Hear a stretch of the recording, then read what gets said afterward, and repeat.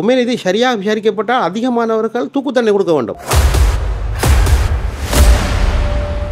உங்களுடைய இந்த தோல்வியானது உங்கள் பக்கமாக எப்படி பார்க்கப்படுது? தனிப்பகுதியாக கவலை இருந்தாலும் அரசியலே நான் அதை சவாலாக ஏற்றுக்கொள்கிறேன்.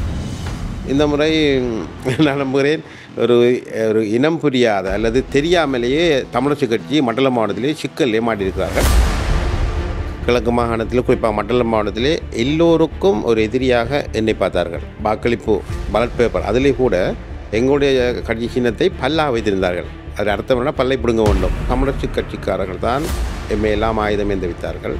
அதே போன்று இந்த மண்ணை அழித்திருக்கிறார்கள். அடுத்த கொள்கைகளை முடித்துக் கொடுக்கவில்லை என்ற விமர்சனம் தான் எங்களிடம் இருக்கிறது. இந்த ஈஸ்டர் குண்டு தாக்க தொடர்பாக ஆரம்பத்திலேருந்தே உங்கள் மேலே ஒரு குற்றச்சாட்டு முன்வைக்கப்படுது. அதுக்கு காரணம் என்ன? எனக்கு புரிந்து கொள்ள முடியாத ஒரு வேடிக்கையான விடயம். குண்டுகளை செக் பண்ணுறார்கள். இந்த குண்டுகளை செக் பண்ணுகிற பொழுதோ நல்ல கதை ஒன்று இருக்குது. உங்களுக்கு தெரியும், ரவுஹாக்கிம் அவர்கள் அந்த குண்டிலே வெடித்த இளைஞனை பார்த்துருப்பார். மட்டளப்பிலே கொண்டு நீங்கள் அட்மிட் பண்ணினா என்னென்னு தெரிஞ்சிடும். உடனே ஆளை ஏற்றிட்டு கொழும்பு கொண்டு போவோம். அப்போ அதை அப்படியே அமுத்திட்டாங்க. நாங்கள் ஒரு குண்டு ஒன்று டெஸ்ட் பண்ணதில் தான் நடந்தேன்னு சொல்லி நம்ம அதை அப்படியே பெச்சப் பண்ணிவிட்டு அப்படி இருக்கக்குள்ள பிறகு கடற்கண்டு குண்டு படிக்குது. அப்படியான விஷயங்களில் ஊடகங்களில் வந்து இவர்களை தலையிலே போட்டு விட்டால் ஏதோ இங்கே இருக்கிற முஸ்லீம்கள் மத்தியிலே அடிப்படைவாதம் இல்லை, அடையாளப்படுத்தப்பட்ட அடிப்படையில் விரைவாக பாதுகாப்பு பிரிவினர் தெமட்டக்கொடையிலே ஒரு வீட்டுக்கு செல்வார்கள். அந்த வீட்டிலே இருக்கிற அந்த இறந்து போனவருடைய மனைவி வயிற்றிலே உள்ள 2 குழந்தைகள் இருக்கிறவரை மறைந்து போவார். என்ன அதுக்கு காரணம் என்ன? அதுக்கு எப்படி பிள்ளையானோ அல்லது பிள்ளை அந்த உற்சாகத்தை கொடுக்க முடியும்? சதுரானுடைய கொண்டு தாக்குதல் தான் இந்த அளவு நாடு சீர்கட்டு போவதற்கு சின்ன நமக்கு அடிப்படை காரணம். ஆகையால் இப்பொழுது நாங்கள் உணர்த்துக்கிற விடயம் என்பது ஒரு தேவையற்ற விடயம். அதுக்கு நான் உங்களுக்கு தயாராக இருக்கிறேன். இதை நான் தெளிவுபடுத்தி வெற்றி பெறுவேன் நம்பிக்கை எனக்கு இருக்கு.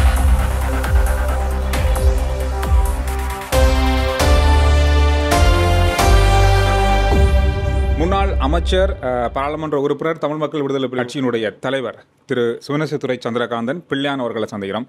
வணக்கம். வணக்கம் சந்துரு அவர்களுக்கு. மிச்ச நாளே இப்போ உங்களோட சந்திச்சு நான் நேர்காணல் நடமுறை மகிழ்ச்சி. உங்களுடைய இந்த தோல்வியானது உங்கள் பக்கமாக எப்படி பார்க்கப்படுது? நான் இந்த முறை பாராளுமன்ற தேர்தலிலே கிழக்கு நமது என்கிற ஒரு கோஷத்தை முன்வைத்தேன். அதுக்கு காரணம் என்னவென்றால், கிழக்கு மாநிலத்தின் அரசியல் தனித்துவமாக இருக்க வேண்டும். கிழக்கு மாநிலத்திலே புதிய தலைவர்களை நாங்கள் உருவாக்க வேண்டும். தெற்கில் வந்திருக்கிற அலையும் கிழக்கில் வந்திருக்கிற 2008ஆம் ஆண்டுக்கு வந்த அலையை உறுதிப்படுத்துகிற ஒரு தேர்தலாகத்தான் நான் பார்த்தேன். அந்த அடிப்படையில் நான் இன்னமும் உணர்கிறேன் என்னவென்றால், தெற்கிலே வந்த அலை என்பது அதாவது சாதாரண கிராம மட்டத்திலே பிறந்த சாதாரண இளைஞர்கள் அதிகாரத்தை கைப்பற்ற வேண்டும் என்பது தான் அவருடைய எழுச்சி நோக்கமாக இருந்தது. அந்த நோக்கத்தை நாங்கள் 2008ஆம் ஆண்டு வலியுறுத்தி வந்தோம். அதிலே நாங்கள் வெற்றி பெறவில்லை. இந்த தேர்தலில் வெற்றி பெற முடியும் என்று நம்பினோம். இருந்தாலும் அது பல காரணிகளால் அந்த இலக்கையை எங்களால் அடைய முடியாமல் போனது. அதை தனிப்பகுதியாக கவலை இருந்தாலும் அரசியலே நான் அதை சவாலாக ஏற்றுக்கொள்கிறேன். போன தேர்தலில் 2020ஆம் ஆண்டு தேர்தலில் உங்களுடைய கட்சி ஒரு சில, அதாவது ஒரு 100கணக்கான வாக்குகளுக்குள்ள இன்னும் ஒரு ஆசனத்தை தவற விட்டிருந்தது. 2 ஆசனத்துக்கான வாய்ப்புகள் இருந்தது. இந்த முறை அந்த இடத்துல வந்து மிகப்பெரிய ஒரு வீழ்ச்சி.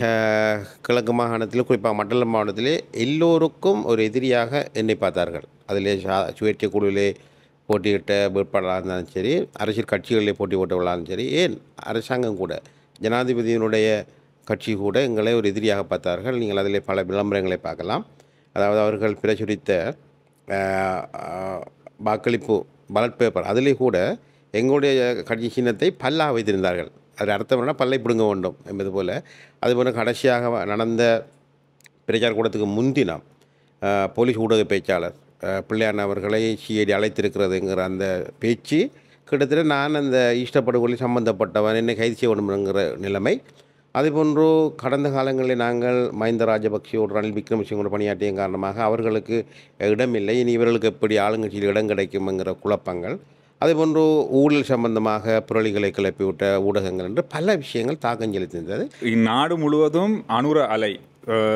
ஆனால் கிழக்கு அரசியலில் மட்டுமே தமிழரசு கட்சியினுடைய வெற்றி மிகப்பெரிய அளவில் பார்க்கப்படுது. இது உலகளாவிய ரீதியில் பார்க்க, சர்வதேச ஊடகங்கள் கூட, இந்திய ஊடகங்கள் கூட தமிழர்கள் இன்னும் வந்து அந்த உணர்வோடு இருக்கிறாங்க கிழக்கில் அப்படின்ற மாதிரி ஒரு இது. ஆனால் நீங்கள் ஒரு அமைச்சராக இருந்திருக்கீங்க, நீங்கள் மாகாண சபையில் இருந்திருக்கீங்க, இந்த மாதிரி பல விஷயங்களை கடந்து வந்திருக்கீங்க. அப்படி இருக்கும்போது அந்த தமிழரசு கட்சியினுடைய அந்த வெற்றியானதை உங்களுடைய கட்சி சார்பாக ஒரு கட்சியினுடைய தலைவராக நீங்கள் எப்படி பார்க்குறீங்க? ஓ மக்கள் அவர்களுக்கு பெருமளவு வாக்களித்திருக்கிறார்கள். ஆனால் ஒப்பீட்டளவிலே அதாவது வெளியே இருக்கிற வாக்களை பார்த்தால் ஒன்று சேர்க்காதன் காரணமாக நாங்கள் பிரிந்திருக்கிறோம் என்பதையும் பார்க்க முடியும். அதேபோன்று நான் அடிக்கடி மேடைகளில் சொல்லுகிற விஷயம்தான், மக்களுடைய ஆணையை நாங்கள் கோர வேண்டும். மக்களுடைய ஆணை கிடைத்தால் அதை மக்களுக்காக பயன்படுத்த வேண்டும். என்னுடைய கடந்த கால அரசியலும் என்னவென்றால், தமிழரசு கட்சிக்காரர்கள் தான் எம்மையெல்லாம் ஆயுதம் ஏந்த வைத்தார்கள். அதே போன்று இந்த மண்ணை அழித்திருக்கிறார்கள். அடுத்த கொள்கைகளை முடித்துக் கொடுக்கவில்லை என்ற விமர்சனம் தான் எங்களிடம் இருக்கிறது. அந்த அடிப்படையில் தான் நான் இந்த தேர்தலையும் பார்த்தேன். தமிழரசு கட்சிக்காரர்களுக்கு வடக்கில் இருந்த பிரச்சனை காரணமாக கிழக்கிலும் கணிசமான வாக்குகள் குறையும்.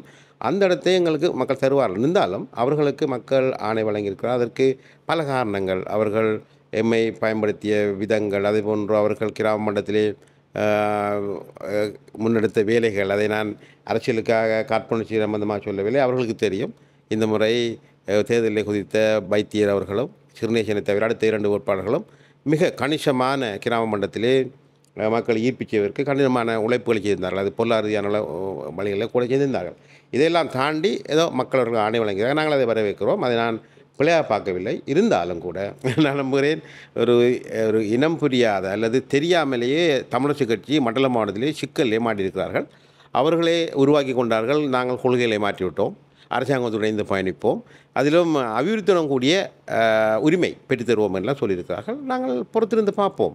எங்களை தோற்கடித்து இன்று வெற்றி விழா கொண்டாடுபவர்களை நாங்கள் வாழ்த்துகிறோம், மகிழ்ச்சி அடைகிறோம். இருந்தாலும் கடந்த காலங்களிலே வாக்குகள் எடுத்து ஏமாற்றியது போல் இந்த முறை ஏமாற்றாமல் ஒரு பணியை செய்து காட்டுங்கள் என்கிறான் என்னால் சொல்ல முடியும். அதை நாங்கள் பார்ப்போம். இல்லை என்றால் அதுக்கு எதிரான அடுத்த கட்ட நடவடிக்கைகள் செய்வோம். அதுபோன்றோ நீங்கள் சொன்ன விடயம்தான், நான் முதலமைச்சராக இருந்தேன் 2008ஆம் ஆண்டு ஆணை, 2020ஆம் ஆண்டு ஆணை. அதுக்கு நான் இந்த மண்ணுக்கு மக்களுக்கு பணியாற்றியிருக்கிறேன். அதில் எந்த விதமான மாற்றுக்கருத்து மக்கள் சொல்ல முடியாது. இருந்தாலும் எங்களுடைய மாவட்டத்தினுடைய தேவை அதிகமாக இருக்கிறது. உதாரணமாக நாங்கள் மிக நீண்டகால யுத்தத்துக்கும் முகம் கொடுத்த மக்கள் அடிப்படையிலே எங்களுடைய கீழ்மட்டத்திலே உற்பத்தி துறை இன்னும் அதிகரிக்கப்படவில்லை. வேலைவாய்ப்பு இன்னும் மேலோங்கவில்லை. இதன் காரணமாக இன்னும் வறுமை நிலை குறையவில்லை. ஆனால் இந்த ஜனாதிபதியுடைய கொள்கை வறுமையை ஒழித்து ஒரு சிறந்த நாட்டை கொண்டு வர முயற்சி எடுக்கிறார். அதை கூட நாங்கள் சாத்தியமாக்க வேண்டும் என்று எண்ணுகிறேன். அந்த அடிப்படையிலே பொருளாதார சம்பந்தமான பல பிரச்சனைகள் அப்படியே காத்து கிடக்கிறது. ஆகையால் நாங்கள் செய்த பணி போதாது என்பதை நானே உணர்கிறேன். ஆனால் இருந்தாலும் அந்த கடந்த காலங்களில் 70 வருடங்களோடு பார்க்குற பொழுது அல்லது இந்த 2020ஆம் ஆண்டுக்கு பின்னர் பார்க்குற பொழுது எங்கள் கிராமப்புறங்களுக்கு போனால் பல மாற்றங்கள் இருக்குது. உங்களுக்கு தெரியும், பொருளாதார அல்லது சமூக மேம்பாட்டிலே அடிப்படையாக இருக்கிற விடயங்கள் போக்குவரத்து, குடிநீர், மின்சாரம், உள்கட்டுமானம், அதை மையப்படுத்தி தான் அதனோடு ஒட்டிய பொருளாதார உற்பத்தி, கல்வி வளர்ச்சி எல்லாமே வரும். அந்த அடிப்படையில் என்னால் முடிந்தவற்றை நான் இந்த மண்ணுக்கு செய்து காட்டுகிறேன். இப்போ அதிகமாக பேசப்படுற விஷயம் அரசியலையும் தாண்டி இந்த ஈஸ்டர் குண்டு தாக்க தொடர்பாக ஆரம்பத்திலேருந்தே உங்கள் மேலே ஒரு குற்றச்சாட்டு முன்வைக்கப்படுது. அதுக்கு காரணம் என்ன? அது அது அது அந்த காரணமும் அந்த சந்தேகம் உங்கள் வேறு வந்ததுக்கான முதல் படி என்ன? உண்மையிலே சந்திரோ, இது ஒரு சிக்கலான ஒரு நிலைமை. எனக்கு புரிந்து கொள்ள முடியாத ஒரு வேடிக்கையான விடயம் என்னென்றால், நான் சிறைச்சாலையிலே 2015 20, அதாவது என்னை விடுதலை செய்யப்படுகிறது 21ஆம் ஆண்டு 1ஆம் மாதம், அது வரைக்கும் நான் சிறைச்சாலையில் தான் இருந்தேன். நான் சிறையில் இருக்கிற பொழுது 2019ஆம் ஆண்டு ஏப்ரலில் அந்த குண்டுவெடிப்பு நம்புகிறது. அந்த குண்டுவெடிப்பை உங்களுக்கு தெரியும், சர்வதேச தரத்திலான விசாரணை இடம்பெற்றது. பாராளுமன்ற குழுக்கள் நியமிக்கப்பட்டது. எவ்வளவோ விஷயங்கள் நடந்து வந்து அந்த எங்கும் என்னை குறிப்பிடவில்லை. இப்பொழுதோ திடீரென்று என்னோடு இருந்த அசாத் மௌலானா அவர் வெளிநாடுக்கு செல்கிறார். அவர் உண்மையிலே குடும்ப பிணக்கு, அவருடைய 2 திருமணம் முடித்ததன் காரணமாக ஏற்பட்ட பிணக்கு, அவர்கள் தன்னை சட்ட ரீதியாக போலீஸ் நிலையங்களுக்கு நீதிமன்றத்துக்கு சென்றதன் காரணமாக அவர் வெளிநாட்டுக்கு தப்பி ஓடுகிறார். ஓடி அவருக்கு அங்கே வாழ முடியாமல் சூழலில் அவர் அரசியல் தஞ்சம் கோருகிறார். அரசியல் தஞ்சம் கோருவதற்கு உங்களுக்கு தெரியும் தானே, நீங்கள் தமிழன் அடிப்படையில் அரசியல் தஞ்சம் கோருவோர் எல்லோருமே ஏதாவது இந்த நாட்டிலே வாழ முடியாது என்பதற்கான காரணத்தை வைப்பார்கள். அது பல விதமான காரணத்தை வைக்க முடியும். அதே போல் அசாத் மௌலானா எடுத்துக்கொண்ட காரணம், ஈஸ்டர் குண்டு தாக்குதலே நாங்கள் சம்மந்தப்படி செல்ல முடியாது. அதற்கு அரசாங்கத்தை மாற்றுவதற்காக புலனாய்வாளர்களும் பிள்ளையானும் இணைந்து செய்தார்கள். இவர்கள் தான் இதில் மூளையாக இருந்தார்கள் என்று அவர் சொன்னார். அந்த விஷயத்தை இப்பொழுது ஒரு அரசியல் மயப்படுத்தப்பட்டிருக்கிறது. முக்கியமாக இந்த விடயம் வந்தவுடனேயே நான் சிஐடிக்கு சென்றேன். சிஐடியில் சென்று நான் சொன்னேன், இப்படி விஷயம் வந்து உடனே விசாரிங்க என்று. அந்நேரம் எங்களுடைய சிஐடி சொன்னது என்னவென்றால், குற்றப்புலனாய்வு பிரிவிலே இதுக்கான ஒரு முறைமை இல்லை.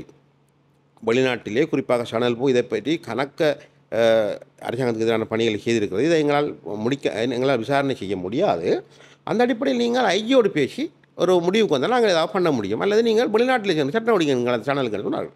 அயால் இது ரெண்டும் சாத்தியம் இல்லைன்னு நான் விட்டு விட்டேன். இப்பொழுதோ அரசாங்கம் மாறிய கையோடு ஒரு ஒரு மத போதகர் அதை மீண்டும் விசாரிக்க சொன்னாராம் என்ற அடிப்படையில் என்ன அழைக்கிறார்கள். அதுக்கிடையிலே அசாத் மௌலானோட சேனல் போ காணொலிக்கு பின்னர் ஒரு பேச்சு பொருளாகி பார்லமெண்டத்திலே பல விவாதங்கள் இடம்பெற்றது. அந்த விவாதத்திலே முடிவிலே கடந்த ஜனாதிபதி கௌரவ ரணில் விக்ரம் சிங் அவர்கள் ஒரு குழுவை நியமிக்கிறார், ஜனாதிபதி குழு ஒன்றை, விசாரணை குழு.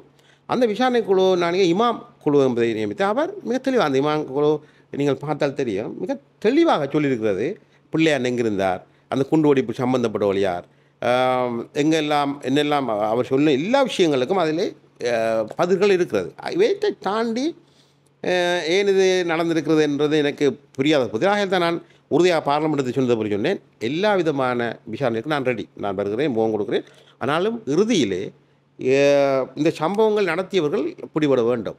இதை பற்றி பேசுவதால் அதிகம் சந்தோஷம் இருக்கிறது. மேலே இஸ்லாத்தை பற்றி நான் அதிகமாக தேனேன் என்றால் உங்களுக்கு நான் மட்டக்களப்பில் பிறந்தவன், கிழக்கு மாநிலத்தை அரசியல் செய்தவன், கிழக்கு மாநில முதலமைச்சர் இருந்தவன். காத்தாங்குடியிலே இந்த தீவிரவாதம் ஏன் உதயமாகியது, எப்படி வந்தென்று எனக்கு அதிர்ச்சியாக இருந்தது. அதுமாரி நான் அதிகமாக படித்தேன், இஸ்லாத்தை படித்தேன், அந்த இளைஞனோடு பேசினேன். அதை பற்றி நான் ஈஸ்டர் படுகொலை சம்பந்தமாக இன்னும் நல்லிணக்கம் சம்பந்தமான புத்தகம் எழுதியிருக்கிறேன். இதே மாதிரி நான் உங்களுக்கு கையளிக்க இருக்கிறேன். ஏனென்றால் இதை நான் குறிப்பிடுறேன், இஸ்லாம் மார்க்கத்தை பற்றி நாங்கள் தேடுகிற பொழுதோ அதிலே அந்த இளைஞர்கள் எப்படி ஈர்க்கப்பட்டார்கள் என்பது ஒரு புதுமையான ஒரு புதிய ஒரு உலகம். அது உதாரணம் உங்களுக்கு தெரியும், நான் அதிகமான மக்களுக்கு தெளிவுபடுத்த வேண்டியிருப்பேன், காரணமாக தான் கூட காய்ச்சா நல்லவன் எண்ணுகிறேன். உண்மையிலே உலகத்தை பொறுத்தவரைக்கும் கிட்டத்தட்ட 800 கோடி மக்களை தாண்டி இருக்கிறார்கள். அதில் 200 கோடி மக்கள் அளவிலே இஸ்லாத்தை பின்பற்றுகிற காவாசி மக்கள் இஸ்லாமிய மக்கள் இருக்கிறார்கள்.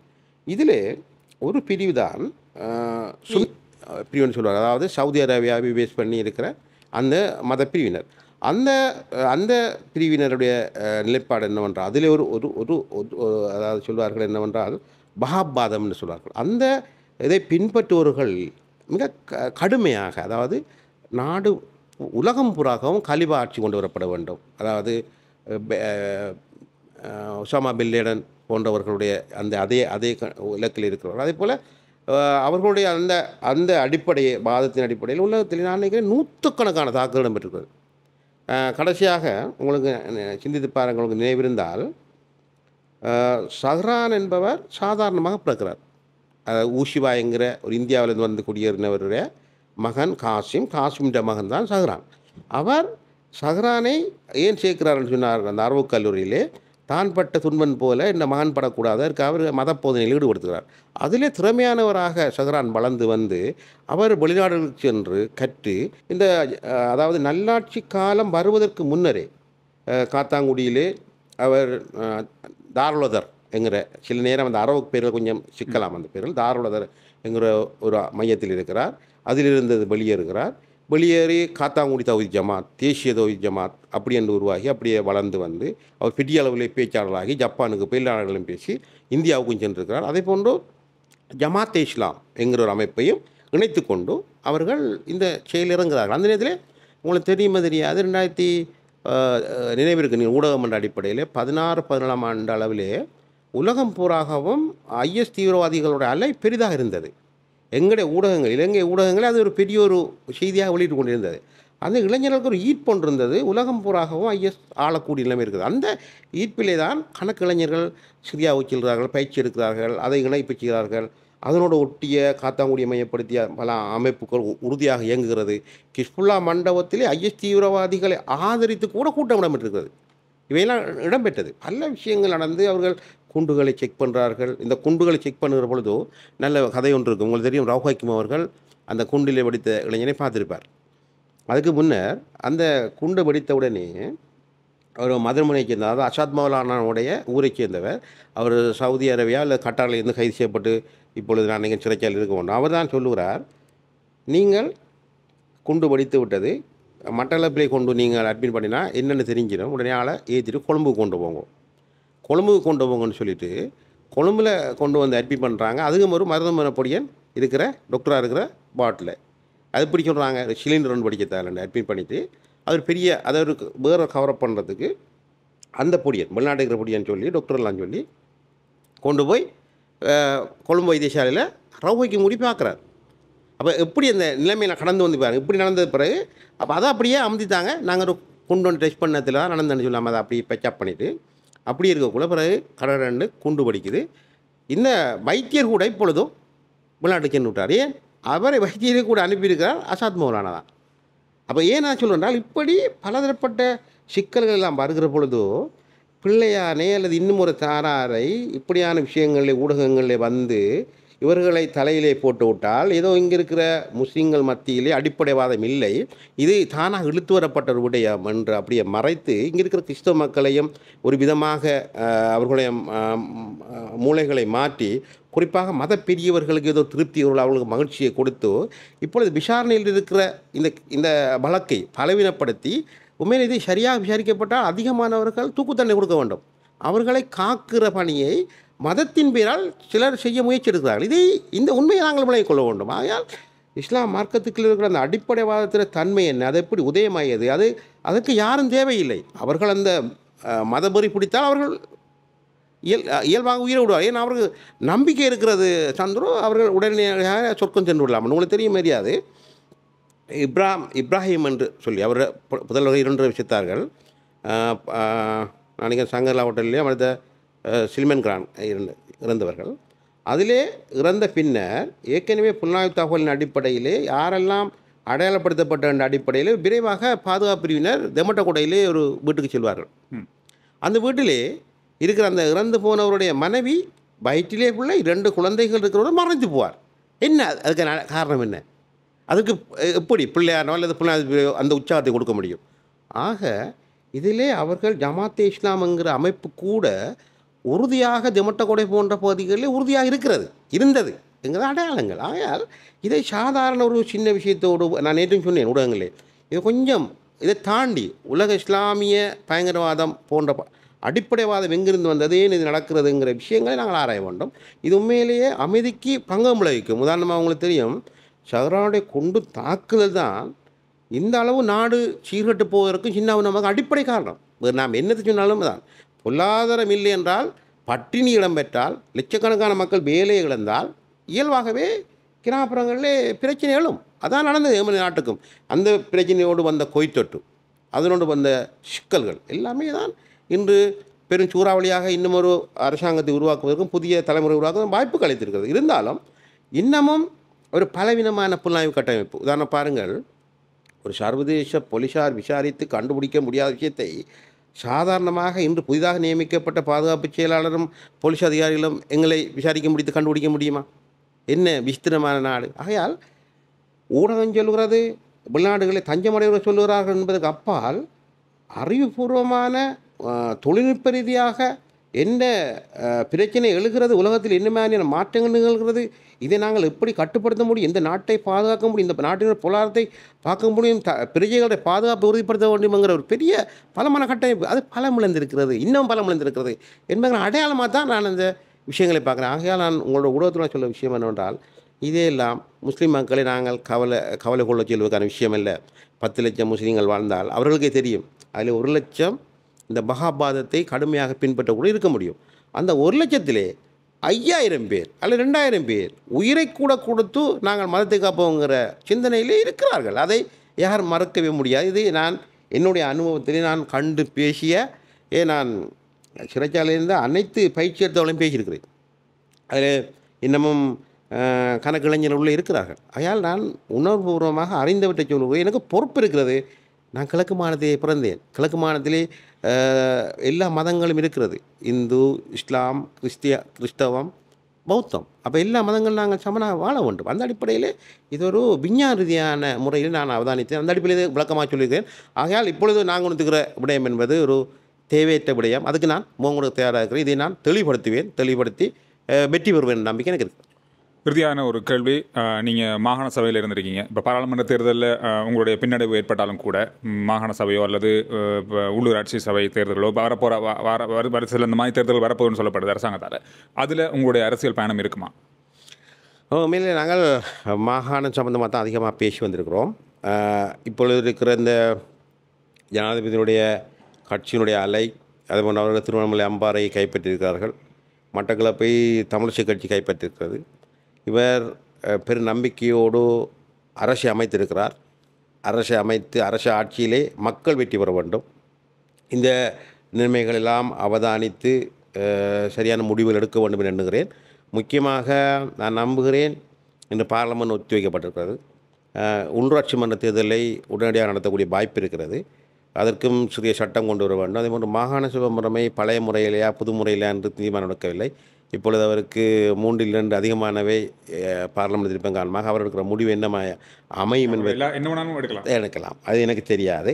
அதுபோன்று அவர் இன நல்லிணக்கம், இனியும் மதங்களுக்கு இடையிலான சமூகங்களுக்கு இடையிலான முரண்பாடுகளுக்கு இடமில்லை என்று சொல்கிறார். அப்படி என்று சொன்னால் அவர் சொல்வது போல மாகாணங்களுக்கு அதிகார பகிர்வு தேவையில்லைங்கிற அர்த்தமா, அல்லது நாங்கள் பிரிந்தாலும் ஒன்றாக பணியாற்றுகிறோம் என்கிற அர்த்தமா என்பதெல்லாம் எனக்கு கூட விளங்கவில்லை. அந்த அடிப்படையில் அவர் மாகாண சபை நடத்த வேண்டுமா என்று நான் நினைக்கிறேன். அடுத்த வருடம் 2025ஆம் ஆண்டு கடைசி பகுதியில் தான் அதுக்கான வாய்ப்புகள் உதயமாகலாம். அந்த நேரத்திலே எங்களுடைய நான் சொன்னேன் உங்களுக்கு, தமிழ் தேசிய கூட்டமைப்பில் தமிழரசு கட்சி வென்றிருக்குது என்றால் 33-34% வாக்குகள் தான். அப்போ ஏனைய வாக்குகள் எல்லாம் எங்கே இருக்கிறது? இவற்றையெல்லாம் அனைத்து நாங்கள் ஒரு வெற்றியை பெற முடியுமா? ஆட்சி அமைக்க முடியுமா? உங்களுக்கு தெரியும், அரசியலே மக்கள் ஆணை கேட்பது என்பது அதிகாரத்துக்கு தனிப்பட்ட அதிகாரம் இல்லை.